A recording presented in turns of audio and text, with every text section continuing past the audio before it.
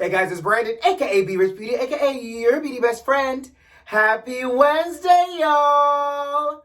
Pharrell Williams says he just may be a snitch. NeNe Leakes is telling y'all to boycott, and Rihanna is releasing a Caribbean cookbook. Yes, we're talking about that and a lot more. Guys, you know what to do. Grab your tea, grab your beverage. Let go.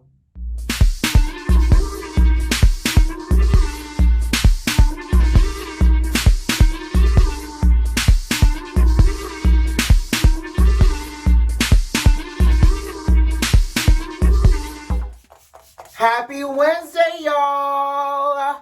So, we are 2 days away from Christmas. Can you believe that? My Lord, I'm actually traveling today to spend Christmas with Mommy, Mel, and my family. And just so you guys know, for those that aren't able to spend Christmas Day and New Year's Eve with their family, Zoom, the teleconferencing platform, is granting people unlimited Zoom calls the day of Christmas and the day of New Year's, so that way you can spend time with your loved ones. So I don't know if you guys know, I use Zoom. So if you got the real regular basic account like I do, it's free. But you only get 45 minutes to chat before it cuts you off. And baby, when I tell you it cuts you off like a past due cable bill, you get cut right off at that 45-minute limit. So because of that, they're giving people the opportunity to spend Christmas Day and New Year's Eve with their family virtually unlimited. So don't go and try to log on today and try to have unlimited calls, sugar. It only applies for Christmas Day and New Year's Eve. So you can watch the ball drop with your family. You can open up gifts on Zoom with your friends and your family. So I just wanted to share that with you all because I know that this year has definitely been very unique and a lot of us have not been able to do what we wanted to do. Child, I had to go and get a COVID test and all before I can go see my mama. So I get it. So definitely take advantage of using the Zoom on Christmas Day and New Year's Eve. Okay? So Pharrell Williams, who I love not only for his personal style, but also for his music and his never-aging looks, very vampire in Brooklyn, sugar. He was on a podcast called Drink Champs the other day, and during the podcast, Pharrell admitted that he was not a tough guy.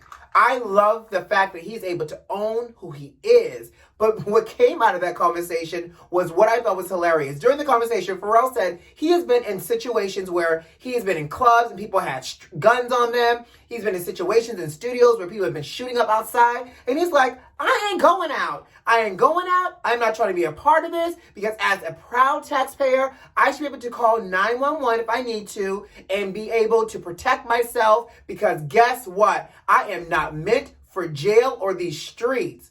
Now, here's the thing, Pharrell. Thank you for knowing your strengths, because guess what? You're now speaking my love language, too. Pharrell said he is not a tough guy, and he is not meant for the streets or jail. Me either. Come on, look at all of this. I'm not meant for jail. But what he went on to say is that if need be, he is more than willing to have the FBI and I'm sure any other agency on speed dial if it came to saving his skin. So much so that he's like, I love his analogy. His analogy was, life is a movie. We all have our role. And my purpose, I cannot achieve or fulfill if I am stuck behind somebody's jail cell. Thank you, Pharrell. I agree as well. Second of all, he was just like, if it boils down to snitching, hell yeah, I'm going to snitch because I'm going to save myself.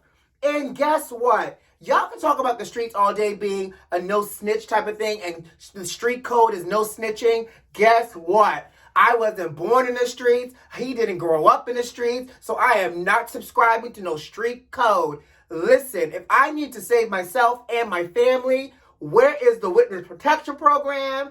Give me some form of security, and I will run you the details. Pharrell, you and I, we see each other. You and I think alike, sugar, because I feel the same way. I am nobody's tough guy. Listen, I can do a lot of things in life, but I do not do jail, okay? Let me come a little closer. Hey, y'all see this? It hurts, but I feel like it's going away, but you can still see it.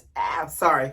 Anyways, let's talk about NeNe Leakes. Child, ever since September, honey, when NeNe announced that she was not returning to Housewives of Atlanta, she has been on this entire rampage. Now, y'all know, we've talked about this. NeNe announced back in September she was not coming back. She talked about it for a couple of reasons, saying that Bravo wanted to offer her less episodes and that she was not taking the demotion and or getting paid less money. So she said, you know what, I'm not coming back.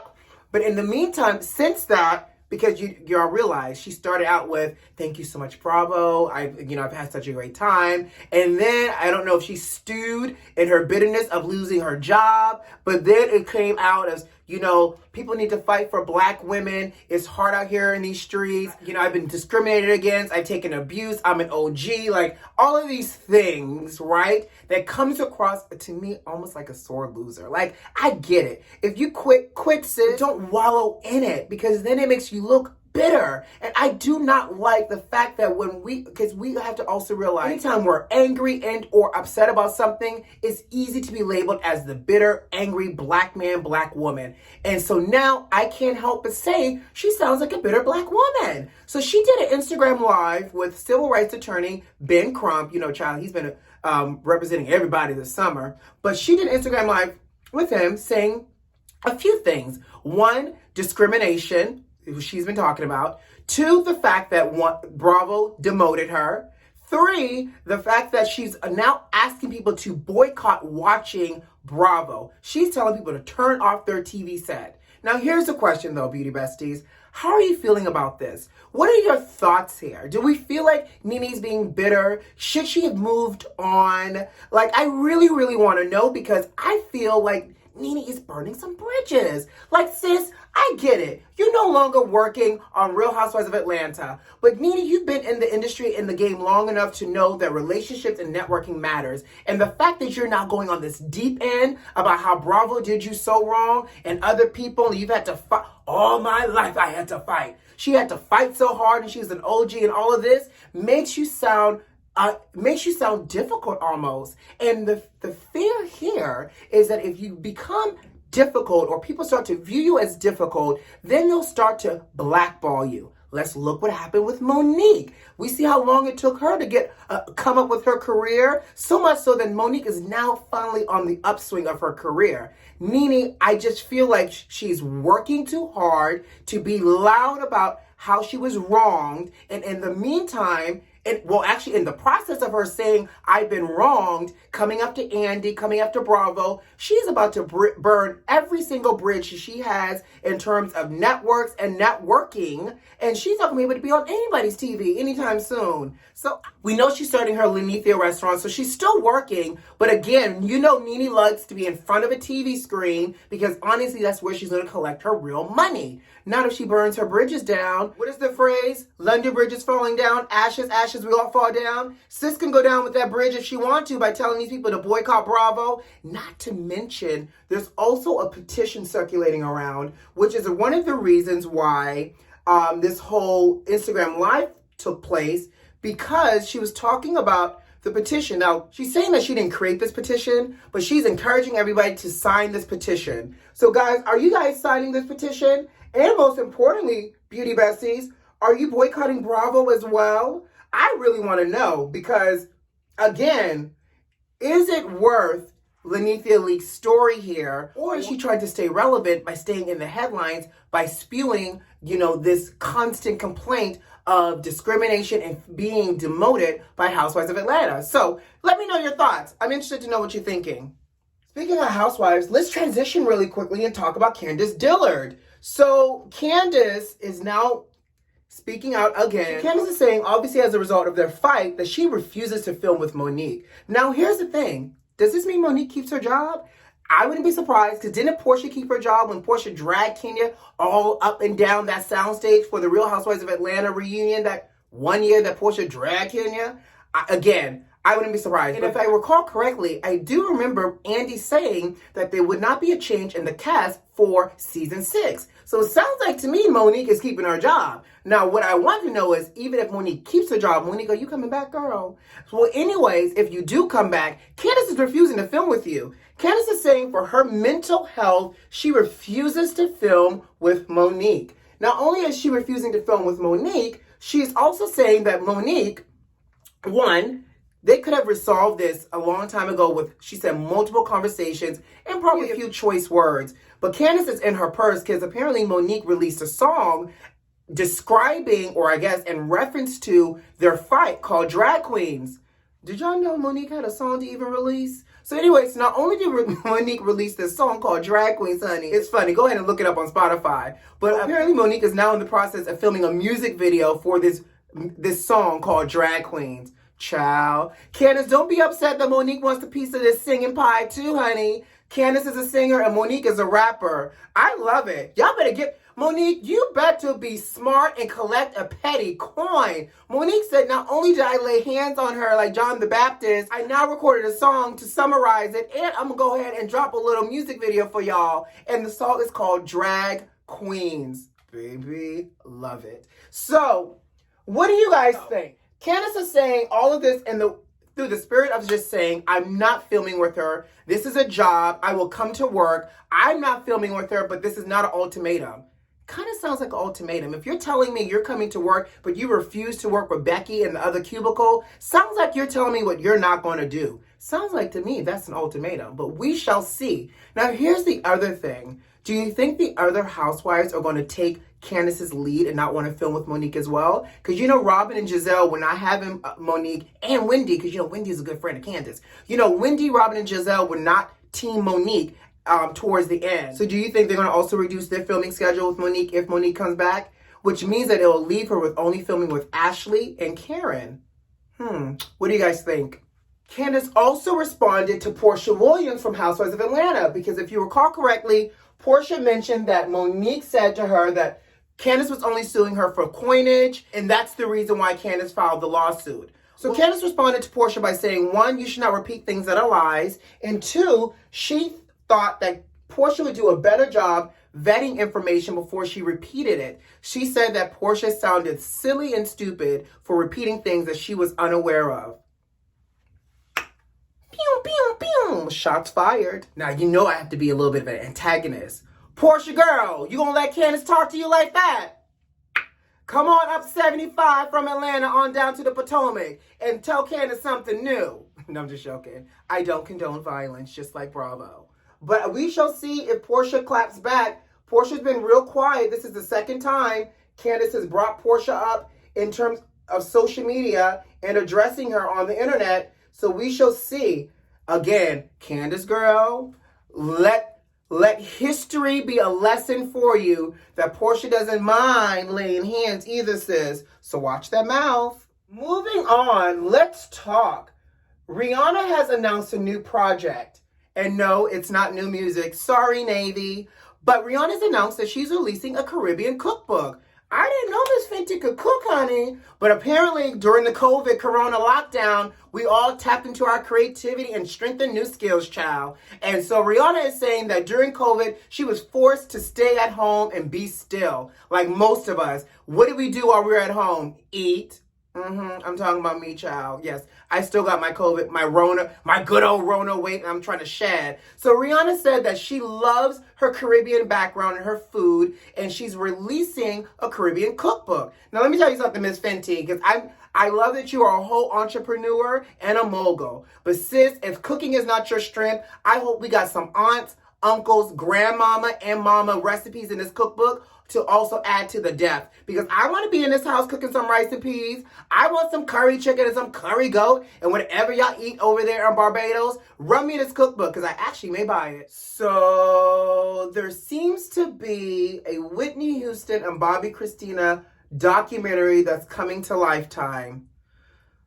Let me just do this real quick. Guys, I'm feeling some kind of way. Y'all know I'm ready for the Whitney Houston movie with the Clive Davis at the helm. I'm ready for that, because that's going to be on the big screen. It's going to be a production. But this documentary is Lifetime. And I could already tell I'm feeling some kind of way, because Pebbles is speaking on it.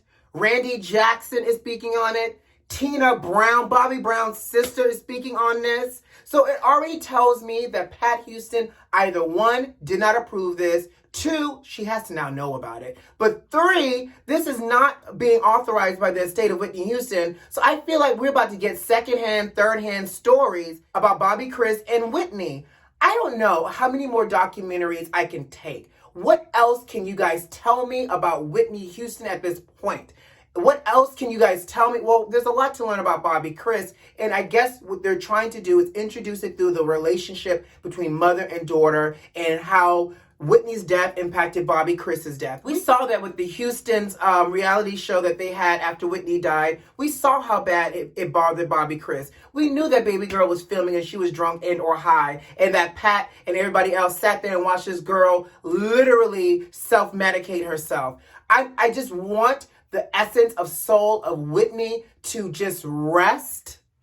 I'm tired of hearing about these foolishness stories about Whitney, and God knows what stories they're about to conjure up and tell us about Bobby Chris. Now, here's the thing. I may be tired, but baby, I love gossip and I love Nippy. Y'all know how I feel about her. So this will air on Lifetime in February of 2021, and I will be tuned in because I want to hear what stories they're about to string together by these second-rate sources. Now, here's the other thing, though. If y'all recall correctly, Tina Brown, Bobby Brown's sister, she had a drug problem. And she was the one that took those photos of Whitney's bathroom when Whitney was in the midst of her, her drugs, allegedly. And she sent those photos to the National Enquirer, and that's how Whitney's bathroom got leaked. So, you gotta side eye and watch people who do stuff like that, especially if they call themselves family, honey, because what is she willing to say on camera for $1? Right. Nonetheless, for those that want to hear about Whitney and Bobby Chris, tune into Lifetime in February. Oh, before I get out of here, because it's the week of Christmas, did you guys see the lovely and charming holiday card that Prince Charles and Camilla, Duchess of Cornwall, issued on the Clarence House Instagram page? Child, I did. But what I thought was even more entertaining, besides the fact that they were in some kind of garden, was the fact that Britain and everybody else around the world is not having it. Kudos and shout out to season 4 of The Crown. Let me tell you something. If you're not familiar with the royal family and Charles and Camilla's love affair, The Crown season 4 puts you on. And don't get me wrong, disclaimer, we know that The Crown is for entertainment purposes and some of this was dramatized. But baby, this season has these royals with their panties in a bunch for a good old reason, because specifically they're saying that this season does not depict Charles accurately and or his love affair with Camilla. What's incorrect? Charles cheating on Diana with Camilla? Charles marrying Camilla? I'm just trying to figure out, because what the world's still not here for is for Camilla. They are saying a couple of different things. Diana is our princess and she will always be our princess. The people are saying to Charles, you didn't treat Diana well. And on top of that, the people are saying Diana will always be our forever queen. You got to love petty during the holiday season, and I am here for it. So I thought it was a little entertaining. All right, guys, I got to go. You know what to do. Subscribe to the channel if you like this video if you like, and leave me a comment. But most importantly, are those notifications turned on? I hope so. Guys, Friday is Christmas. I'm going to try my best to give you a Christmas video, but if I don't, I will see you on Sunday for our New Year's Eve artistry video. I try to be present with my family when I'm there with them, so I can't guarantee your Friday video, but I'm going to try real hard. In the meantime, I hope you guys have a great Christmas. Whatever you observe, happy holidays to you. But most importantly, who loves you? I do. Have a great one, guys. Love you lots. Bye.